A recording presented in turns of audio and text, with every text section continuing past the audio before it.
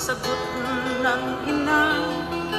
Hindi anak ko, di tayo mayaman, panay kayod sa trabaho, kahit na ganoon mababa lang ang sweldo. Bakit ba anak, gusto mo bang yumaman? Oo inay, para marami akong laruan. Ngunit anak ko, ako muna'y pakinggan, sasabihin